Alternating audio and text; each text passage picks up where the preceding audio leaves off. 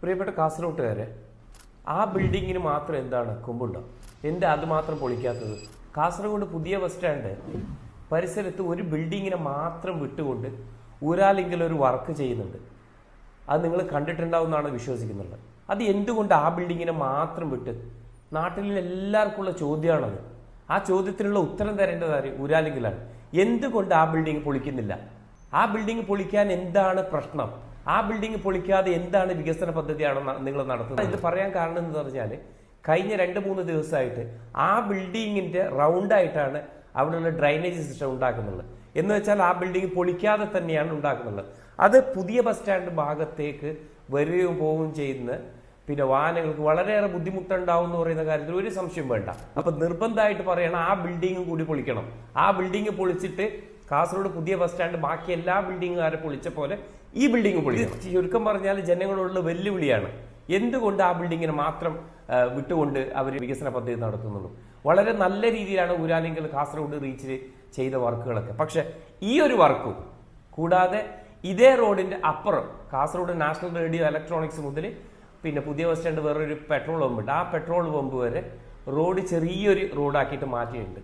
അത് അവരെ വന്നിട്ടുള്ള എലിമെന്റ് പിന്നെ അവർ വന്നിട്ടുള്ള തകരാറ് എന്നാണ് അവർ പറയുന്നത്. എന്ന് പറഞ്ഞാൽ അവരെ അളവിൽ വന്നിട്ടുള്ള പ്രശ്നം എന്നാണ് പറയുന്നത്. അളവിൽ വന്നിട്ടുള്ള പ്രശ്നമൊന്നും നമ്മൾ വിശ്വസിക്കുന്നില്ല. കാരണം ആ ഒരു 100-150 മീറ്റർ മാത്രം എന്തുകൊണ്ട് റോഡ് ചെറുതായി? കാരണം അപ്പുറത്തെ ബിൽഡിംഗ് ഉണ്ട്. ആ ബിൽഡിങ്ങിനെ സംരക്ഷിച്ചതോ ആണോ എന്ന് നാട്ടുകാർക്കും അതുപോലെ തന്നെ ആൾക്കാർക്കൊക്കെ സംശയമുണ്ട്. ആ സംശയം ദൂരീകരിക്കേണ്ട കാര്യം ഊരാലെങ്കലിനാണ്. ഈ പുതിയ ബസ് സ്റ്റാൻഡിന്റെ മർമ്മപ്രധാനമായ ഈ സ്ഥലത്ത് ഈ 2 പരിപാടിയും ഒപ്പിച്ചിട്ട് പോയിട്ടുണ്ട്. അത് വരുന്ന കാസർഗോട്ടുകാർക്കാണ് അത് വിഷമം. അല്ലെങ്കിൽ ഉണ്ടാക്കി പോകുന്ന ആൾക്കൊന്നും ഒരു പ്രശ്ന പ്രയാസമൊന്നും ഉണ്ടാവില്ല. അതുകൊണ്ട് കാസർഗോഡുകാരാണ് ഇത് അനുഭവിക്കാൻ പോകുന്നത്.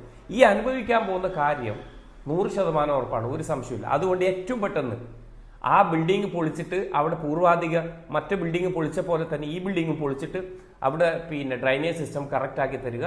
അതുപോലെ തന്നെ ഇപ്പുറത്തെ റോഡിന് വേണ്ടിയിട്ട് കുറച്ചും കൂടി കൂടുതൽ സ്ഥലം എന്ന് വെച്ചാൽ ഒരു പിന്നെ നാഷണൽ റേഡിയോ ഇലക്ട്രോണിക്സിന്റെ ഷോപ്പ് മുതൽ പെട്രോൾ പമ്പ് വരെ അത്ര ഒരു 200 മീറ്റർ ഏകദേശം 3-4 ബിൽഡിങ്ങിനെ സംരക്ഷിക്കുന്ന രീതിയിലാണ് ആ ഒരു വർക്ക് അവിടെ നടന്നിട്ടുള്ളത്. അപ്പൊ ഇത് രണ്ടും ഊരാലെങ്കൽ സൊസൈറ്റി നന്നാക്കി തരേണ്ടത് കാസർഗോട്ടുകാരുടെ ആവശ്യമാണ്. അതുകൊണ്ട് കാസർഗോട്ടുകാരുടെ ശബ്ദമാണ് ഈ ഒരു പ്ലാറ്റ്ഫോമിലൂടെ നിങ്ങളോട് പറയുന്നത്.